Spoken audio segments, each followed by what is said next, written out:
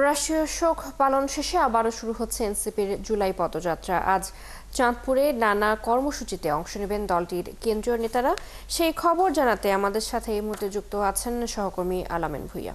আলামিন, জানাবেন যে পথসভার প্রস্তুতি কেমন দেখছেন, স্থানীয় এনসিপি নেতারা এই কর্মসূচি নিয়ে কি বলছেন, সব মিলিয়ে। ধন্যবাদ চৈতি। চাঁদপুরে এনসিপি নেতাদের বড় একটা অংশ গতকাল রাতেই এসে পৌঁছেছেন। আমি এখন যেখানে আছি এটি চাঁদপুর সার্কিট হাউস। এই সার্কিট হাউস থেকেই মূলত তারা তাদের যে কর্মসূচি সেটি শুরু হবে, অর্থাৎ যে সকাল 9টায় শহীদ পরিবারদের সাথে আলোচনার মাধ্যমেই এই কর্মসূচি শুরু হওয়ার কথা থাকলেও কিছুটা সময় বিলম্বিত হচ্ছে। তারা জানিয়েছেন যে যত দ্রুত সম্ভব তারা যথাসময়ের মধ্যেই চেষ্টা করবেন এই কর্মসূচিটি শুরু করার।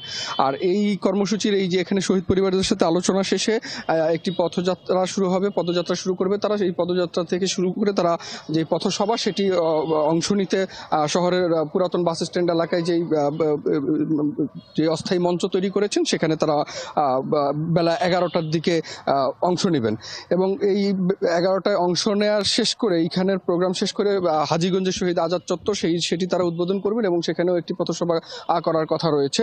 আর এই পথসভা শেষে দুপুর 2টার পরে এই পথসভা শেষে তারা শাহরাস্তির উদ্দেশ্যে রওনা করবেন। সেখানে শাহরাস্তির যে ধোয়াভাঙা এলাকা রয়েছে সেখানে তারা একটি সমাবেশ করবেন বলে এনসিপি নেতৃবৃন্দ জানিয়েছেন। আর এখানকার এনসিপি নেতৃবৃন্দ যারা আছেন, এখানকার চাঁদপুরের নেতৃবৃন্দ, তারা জানিয়েছেন যে তারা খুবই উৎফুল্ল এবং খুবই আশা নিয়ে অপেক্ষা করছেন যে তাদের কেন্দ্রীয় নেতারা কি দিক নির্দেশনা দেন, জাতির উদ্দেশ্যে কি বক্তব্য দেন, তারা এটি শুনবেন এবং সেই আলোকে তারা তাদের পরবর্তী যে করণীয় তারা সেটি নিশ্চিত করবেন।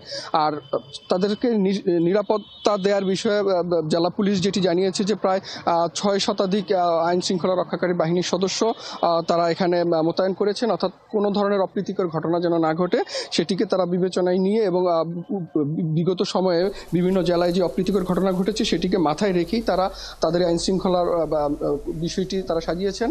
একদম নিশ্ছিদ্র নিরাপত্তার চাদরে ঢেকে রেখেছেন বলে জেলা পুলিশ জানিয়েছে। আলামিন, ধন্যবাদ আপনাকে। শুনছিলাম আপনার মাধ্যমে নিশ্চয় পরবর্তীতে আবারও আপনার সাথে যুক্ত হয়ে কর্মসূচির খোঁজ খবর, যেসব খবর সেসব জেনে নেব। আমাদের সাথে চাঁদপুর থেকে যুক্ত ছিলেন সহকর্মী আলামিন ভূঁইয়া।